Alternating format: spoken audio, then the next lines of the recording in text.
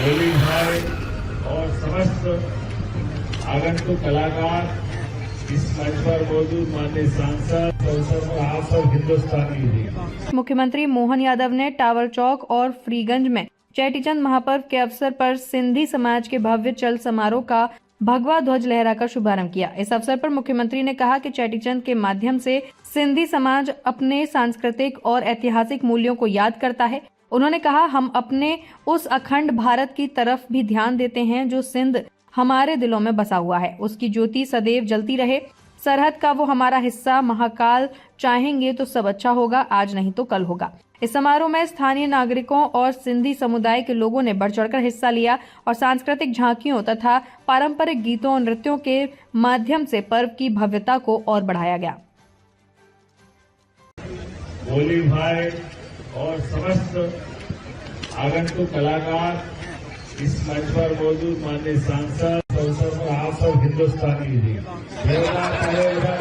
तो मेरी अपनी ओर से हर वर्ष की तरह इस वर्ष भी बाबा महाकाल की नगरी में अवंतिका धाम पर अपने सर्व समाज के साथ सभी पंचायतों का मिला जुला चेटीचंद का ये महापर्व का आयोजन, इसकी लख लख बधाइयां।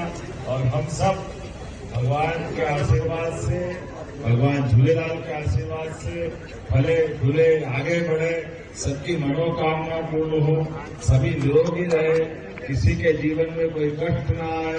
माननीय प्रधानमंत्री के नेतृत्व में देश आगे बढ़ रहा है और मध्य प्रदेश आगे बढ़ रहा है और मध्य प्रदेश के साथ पूरे देश के सभी लोगों को ये नया वर्ष अलग अलग नाम से जाना जाता है। कहीं गुड़ी पड़वा, कहीं चेटीचंद, कहीं नवतेरा, कहीं अपने विक्रम संवत 2083, कहीं विक्रम संवत्सर, हर नाम से इस त्योहार का आनंद लेते हैं। लेकिन चेटीचंद के माध्यम से हम अपने उस अखंड भारत की तरफ भी ध्यान देते हैं, जिसके कारण से आज भी हम कहते हैं पंजाब, सिंध, गुजरात, मराठा, वो जो सिंध हमारे दिलों के अंदर बसा हुआ है, इसकी ज्योति सदैव जलती रहे और आनंद के साथ सरहद का वो हमारा हिस्सा, परमात्मा चाहेगा तो जो महाकाल चाहेंगे सब अच्छा ही होगा, आज नहीं तो कल होगा। इस आनंद के साथ मेरी अपनी ओर से एक बार फिर सभी विकास के कामों में 2028 के कुंभ को लेकर के, सिमस को लेकर के जो सरकार काम कर रही है और सरकार के काम के साथ जैसा उज्जैन वाले भी कर रहे हैं, मैं आप सबको भी धन्यवाद देना चाहूंगा।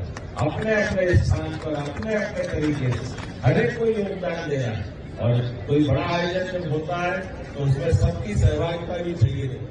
ऐसे में सारे मित्रों के साथ इस आयोजन के साथ आज से 2 साल बाद जब आयोजन का आनंद आएगा तो हम सब एक बार झूम करके उसी आयोजन के बलबूते पर विश्व में इसकी प्रतिष्ठा पुनर्स्थापित होगी।